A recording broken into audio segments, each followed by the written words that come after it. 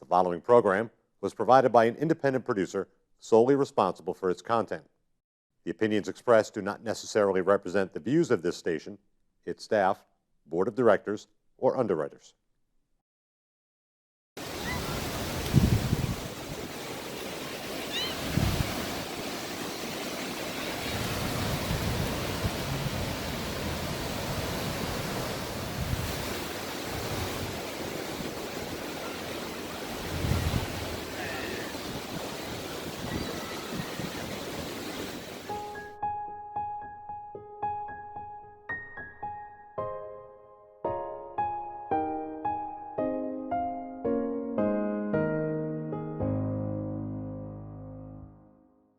Hello and welcome to this special edition of our program CHW in Action with your friend, your host, your CHW, Rafael Calderon.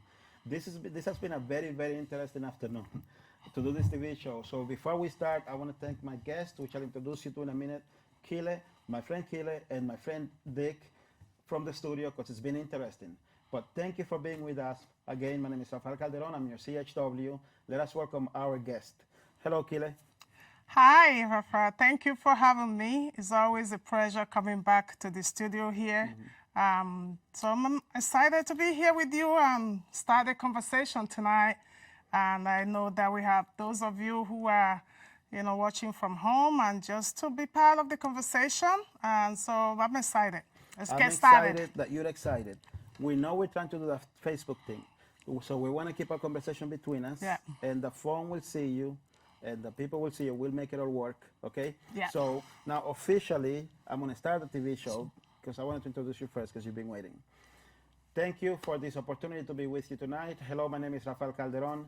Welcome to CHW in Action. As always, I like to emphasize that CHW stands for Community Health Worker in Action because I'm always in action trying to bring you my community of Nashua, Manchester, New Hampshire, the whole New England region. I want to introduce anyone that I can into new ways to create your ideal lifestyle, be a living your ideal lifestyle.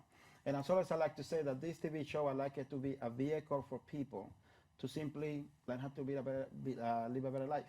And whenever I come across anyone or any project that I think can help us all create an ideal lifestyle, then I want to bring them in and introduce them to our audience. And that is why I wanted to bring back Kile so we can talk more about our project, Pathways for Healing. But I want her to tell you more about it. So, Kili, tell us about our program, and then we will go back into what we're doing now, the advances that we've made. But for people that didn't see us last week, can you tell us who you are, what you do, and what this project is all about? Thank you. So my name is Kile Adumene. I am the lead project coordinator on this pathway. The project is called Pathways for Healing. I don't think you like my hat because you're not looking at me, and it's gonna look odd when people see it in Facebook. All right, so I'll look at you. Right. I like your hat. Well, It's a nice hat. Thank you. My wife got it for me. That's nice. It must be nice then.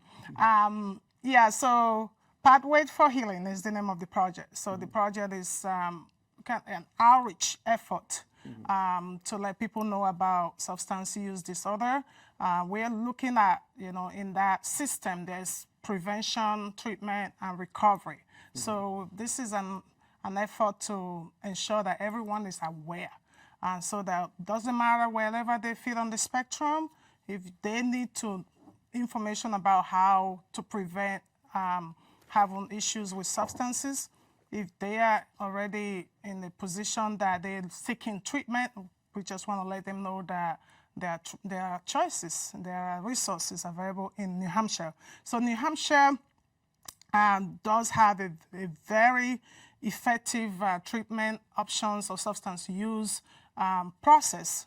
So there's so much resources available, so much help available. So this project is to let people know that there's so much help. So you don't have to be silenced. We want to let you know that you seek for help, and we will help you find where those helps are and utilize those resources. They are there for you. Excellent. And that is why I'm so thankful to you, so grateful for bringing me into this project, because I know how important it is. In my community work, both in Nashua and Manchester, I know a lot of families that are affected by alcohol and drug situations, not to say misuse or abuse, but that's what it's all about. It's these SUD, substance use disorders. it's affecting a lot of families, and a lot of people don't know where to go, especially if people do not speak English, if they speak any other language. So that's why I like that in our program we have different languages. So if you can tell us an idea before we go into the progress that we've made, because I mean now we have a Facebook page, we have a website. A website. We've made some videos. We've made some connections. You made that gentleman the other day from my office. At my office, that's going to help us in Spanish. Yeah. So tell us what drove you, because we know why you did it. You know there's a need. You know you want people to know that there is help. There's help. You want to bring awareness, but something inside of you made you want to get involved with this. Tell us what that is. What is that drives you? I always tell people, you know, there's two things: passion and making ends meet. And I combine the two. So I will pick a project that I'm passionate about, that I have, you know, that I really want to see successful, not just getting paid for doing it. So in this particular project, substance use disorder, when I was approached, told about this project, I quickly was like excited about getting started with it because I, you know, realized that, you know, years ago in 1999, I was just one choice away from being in the system that I would need treatment or need help. Really? I was, and so knowing that this issue happens to all good people. You know, there's no, okay, you bad choice or good choice. Situations, especially now COVID, have put so much pressure on each of us. Right. You know, some of us have lost jobs. Some of us have, you know, it's like COVID is just like scattered life. So our normal life that we're used to has been like this. disrupted for sure. So, and no human being like that. And so, depending on the effect of COVID on you, you know, how do you cope, right? So I was reminded, like going back to 1999 when as an immigrant, I just arrived from a refugee camp, right? And I just landed here. I found myself, you know, not only on the street, but pregnant on the street. So I spent pregnant on the streets. Pregnant, homeless, pregnant black woman on the street. Wow. In the United States of America. So, you know, when you come here, you are kind of, okay, you want to get to know the new environment. You want to understand how to navigate your environment and all that. But when you become homeless, you know, I mean, tell me about it. So I remember just spending my days sleeping on my wrapper, you know, the Nigerian attires that I carry with me from the refugee camp. And I was being pregnant. I had my son pregnant. I mean, still homeless, have no physical address where to take my son to. I almost lost him. And that was such life-changing event that I was like one choice away because of the despair, the hopelessness that I was faced with, the kind of feel boxed in, no way out. You know, I'm alone in the United States of America, no family member. That must have been very, very hard. Very difficult time. So when people are like, how do you understand how people get to, you know, maybe they self-medicated with alcohol or drugs? I'm like, I do. You know, that I choose not to use those to self-medicate my pain. That was the horrible life-changing event in my entire life. So what was your core? What kept you from going over? So that brings me to my point and the message that this project I'm bringing to people. There's hope. There's hope. Even when you're at that place where there seems to be no hope, the hopeless situation whatsoever. In my case, I didn't know who I was going to meet next. I didn't know what was going to happen to me. And even if I die, my family don't even know where I am. So that was such a hopeless situation. But you have to fight for hope. You have to know that you hold on and just hold on. And before you know, the phase is going to pass by and there'll be another light in the end of the tunnel. Not only do I congratulate you, right, for making it through that, becoming this example, this role model of a woman that you are, But you know what I think is your spirit was never broken. And that's what I think the core is. You had a strong spirit. You have a strong spirit.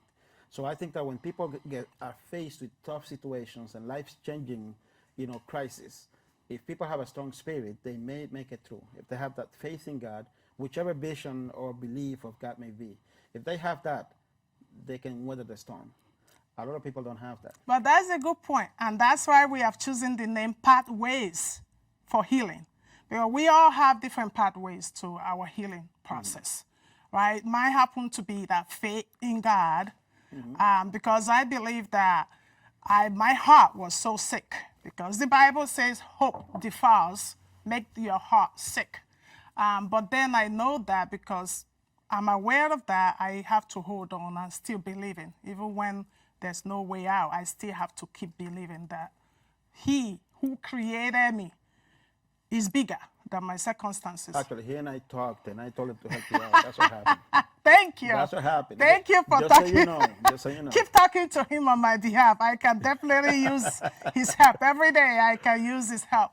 Yeah, so my faith in my Creator, but the good things, like you said, I grew up believing in the Creator of my soul. So by that time, I already know that when something bad happened, He's not just gonna run away from me. He's still there, even though I don't see Him, even though I don't feel Him. So that was hope. That gives me hope, that I'm just gonna stay and I'm gonna just wait on Him to see me through. And He did. Here I am with you. Does. He always does. He always brings us through. Okay, so then what I'm getting from you then is that you want to transfer that message of hope, Yes, to our communities, so that people that are struggling, that are in those tough life-changing situations, Yep. that they do not give up, they do not surrender, they do not give in, they have that strong spirit. yes. And that's why we chose Pathways for Healing. Yeah, I believe that even when it feels like you have no choice, which is the worst thing that can happen to anyone, you still have a choice. Maybe that choice would be, let me just hold on here, right? I'll just keep seeking for help. And I know that pathways for healing depends on what path you take. Sometimes family is a key factor in your healing process. I agree. So for me, I didn't have any family member. I was alone here in the United States. No family member, nobody knows me. I'm on the street begging for money and food. But if you have family right around you, you need their support. And being honest with them that you need help, especially when you are in that phase that you need treatment. And how do you know you're in the phase of needing treatment? When you are dealing with any situation and you find yourself just self-medicating with alcohol, and until you do that, you don't feel like you can't handle whatever is happening. You're gonna have to ask for help. So you can talk to your doctor. You can realize, no, I don't have, this is gonna destroy me. It's gonna even destroy my family member, those that I love. You're gonna have to talk to people. And in this project, we are also encouraging family to know that healing starts with families. Well, I'm glad you bring up that point, because what I've learned in my CHW work is that a lot of people are either so ashamed of the situation they're in that they don't want to reach out to their family. A lot of people reach out to family members that are now disappointed, and they don't get that support that they need. And there are families that see someone in these situations, and they don't think like if it's a diabetic that has a problem and health consequences. People think that a lot of families think that people that are struggling with addiction, that it's a choice that they made, and so they don't feel as bad. So for people that they feel they don't have a place to go to, they don't have a family to support them, that they don't have a strong spirit like you do, they don't have that hope that you carry within you. That's how we want to, that's what we want to make Pathways for Healing happen for people that feel alone, that feel isolated, that don't have that support, that don't have that hope, that don't have that strong spirit. So let's talk now about what we've done for Pathways for Healing, in the sense of how can we make it available to people? How do we know people how to find us, to drive people to our page, to our website? So tell us about our Facebook page. Tell the audience about the Facebook page. Yeah, so from those of you who are out there on the Facebook page, you are already there. You'll find us. Thank you for joining us. So we do have that Facebook page. We have our website. And what is the name of the Facebook page? The Facebook page is Pathways for Healing. Okay. And 603. This is where we are. We are in New Hampshire residents. So visit our Facebook page. You know, we'll continue to post information there. But I also want to point out that for those who don't have family, that's why we have community. So the New Hampshire community, or Manchester, Nashua, any of the city that you're in, You mean the whole state of New the Hampshire? whole state of New Hampshire have help available for you.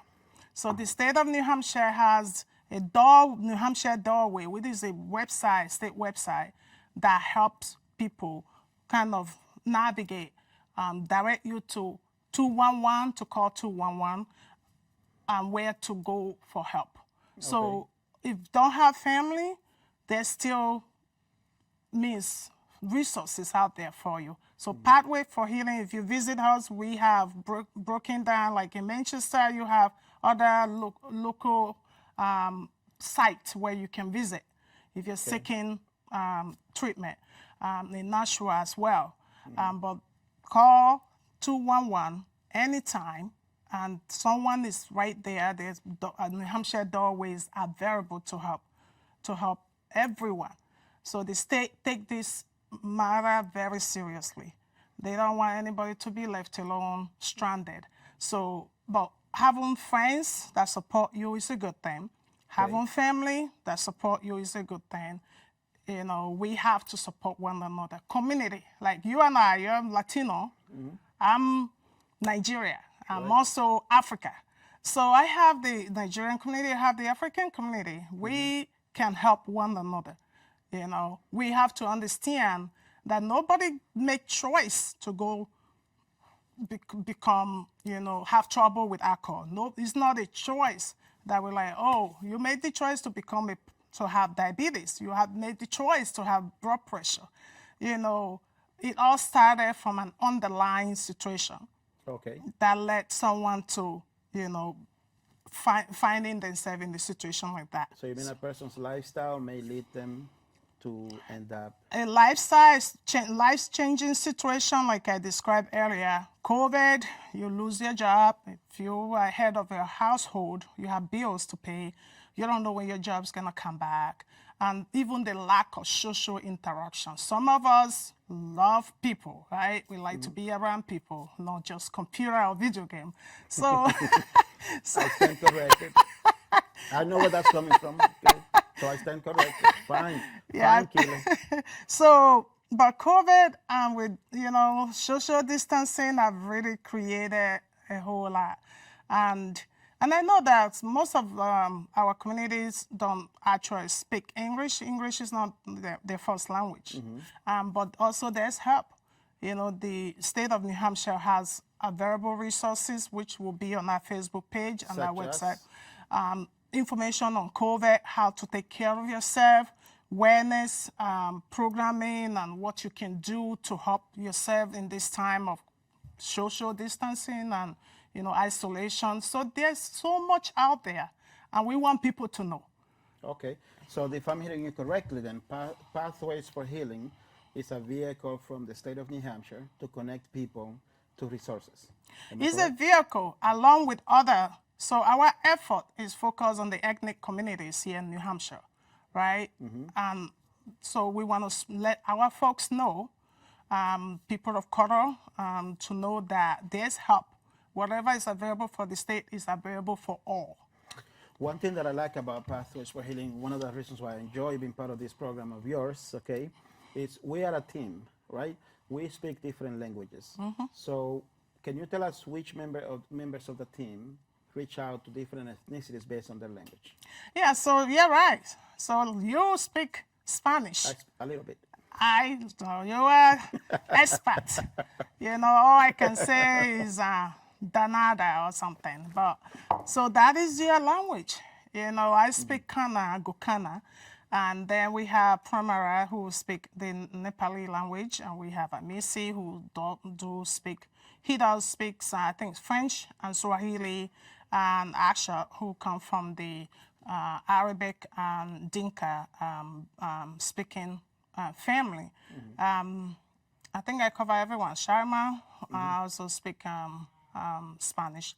So definitely, so that is a broad, approach. We really want each of our communities, different ethnic group to be represented. We want them to hear what they need to hear about what is available for them. So that's why I have diversified those of us who will work on this project, because I can speak Spanish. I cannot speak Nepal. That's what you have us for. That's what community is for. Exactly. So together, we're stronger. Together, our message can go across, broader than what one person can do. So I am so happy to have you guys with me working on I'm this happy to be part of the team. I'm happy with the team. I love everyone in the team. And you mentioned about bringing out a broader message, right? So with that, I want to take a few seconds, to say thank you to Access Nashua for allowing us to convey this message to our community of Nashua, Manchester, the whole state of New Hampshire. Because I told you when the program started that things were crazy this afternoon. It's all my fault because I was late. I'm always doing 2 to 3 things at the same time, trying to help my community, and sometimes things overlap. So I got to the studio late, so we were late doing this program on Facebook, so it's my fault. I take responsibility, but I will make it up to you. And I wanted to say that if it wasn't for Access Nashua, we would not be delivering this message to you. So thank you, Access Nashua. Thank you to our whole community. I just had to say that. So I give the mic back to you with a question. Okay, I'm ready. So we have a website. It's pathwaysforhealing603.org. Yes. Right? Yes. So what kind of information can people find? Because you told us about, people can call 911, so on and so forth. Can people find some type of information to connect directly with services, or is it only 211? Yes, so we have on our website, we do have pretty much a kind of an overview of substance use disorder, and just an encouraging word that for individuals or family to seek help. Encouraging family, same thing we're talking about here is over there on our website, and then resources that are available. I mean, we do have resources that we listed there, particularly from Manchester and Nashua here. But we know that the 211 is a statewide, call for help. I have a question. I ask you because a lot of times I have referred people to 211, and I have heard that they get connected to a phone line, not to a person. So that's why I was wondering if, I'm sure it's not in every single case, but if someone calls us, like for me, when I work with people in the community, I like to make the calls for them myself. So I tell people, call me, I'll call, tell me what your situation is, and I'll try to connect with something. Is that something that we're looking to do on the website, or are we going to be simply using the 211 number so that people can call? Yeah, the website will be interactive. So if you you can call, my number will be there. You can call my phone number. They can call you. I don't want. What if people call me at midnight, 1 a.m.? Because you're the face of the community. We are part of our community, and they should have access to us, and we are here to help. That's what matters. We should have a number when they call and leave a message, and then we call them back at our time. So we can look into that. Yeah, because if we can connect, like instead of telling people call, if someone is struggling, right, and they want to call a place where they can get help for alcohol or drug dependency, what have you, if they call a general number, and they may not be able to reach someone, that might not help them. But if they leave a message and say, if it's in your language, I need to talk to Kile, I need help. If it's in Spanish, I need to talk to Shalimar or Raphael. If it's in Nepalese, Pramila. If it's in French, Hamisi, you know what I mean? Yep. If we do something like that, it might personalize more the page. Just a humble that is a good suggestion, and that is well received. Right. And I also would say that definitely for folks to visit the Facebook page, because you can leave message there, and we are constantly checking. I need help, and leave your number. We can call you, right? So interact with us through the website or the Facebook page. But I know that the state of New Hampshire, as difficult as it might seem that 211 could be, they're very responsive because they care. Oh, I'll second that emotion. 211 is excellent, and I've used it a lot with a lot of people. Yeah. I just have to make the point that in some cases, a direct referral. Exactly. But no, see, I love New Hampshire because New Hampshire does care. A few months ago, I did a TV show. It was not a TV show, a special video saying "Thank you, New Hampshire," because of the way that the mayors, the governor have handled the COVID-19 pandemic. I think it's awesome. New Hampshire is an awesome state. I've been in New Hampshire for over 21 years, so that tells you I like it here. You know, I don't like the cold, especially when the windshield is burning my face. I'm like, oh my God. But I've been here for so long, and this is my where I call home, beside my home in Nigeria. So I know that on this particular issue, substance use disorder, New Hampshire is taking the lead, really ensuring that everyone get the help they need, preventing folks from getting into the system that is so, I mean, it's kind of a system that you have to go through just like any other diseases to recover. But we can really educate ourselves and know that life happens to all of us, and also be aware of how we can cope and other coping mechanisms. Would you do a TV show specifically about COVID-19 and how to, would you do it in both of our languages so we can reach more, a broader audience? With that, I want to ask a question. Go We're for coming it. close to the end of the program, so if I'm not asking you something that you want to convey, please let me know. Please bring it up. But I want to ask you, what future do you see for Pathways for Healing? So the future I see for Pathways for Healing is, this is such an important outreach effort that our community right now or have always needed, and that need to continue. So we are here to continue the work that we started. We are here to ensure that our community members get the help they need, are aware of the help that is available for them, either just being aware that what can happen and how to prevent yourself from getting, you know, with life-changing events would happen to all of us. Right now I'm dealing with remote learning with my kids, you know. That can be fun. That is not easy for a lot of parents. And also for me, I'm a single mother with 4 kids, and then juggling between, that is like your head is gonna... Excellent point to make an appointment to come back next week, talk about how COVID-19 is affecting single mothers with multiple kids, even if it's just one kid. With that, we've run out of time. Like I told you, I told you, it was tough to start, but once you get started, it's going to be fun, and time is going to fly by. So come back next week. Let's continue the conversation. Yeah. All right? Thank you for being with us. Thank you for your patience. We appreciate it. As you can see, this woman is a role model for the whole state of New Hampshire. I'm a humble servant. I'm a humble CHW. I'm just here to try to help you create your ideal lifestyle by living a healthier lifestyle. And I think that Pathways for Healing is going to help us accomplish that goal. With that, I thank you for your time. Your friend, your CHW, Rafael Calderon. God bless. Thank you guys again, those who are on Facebook.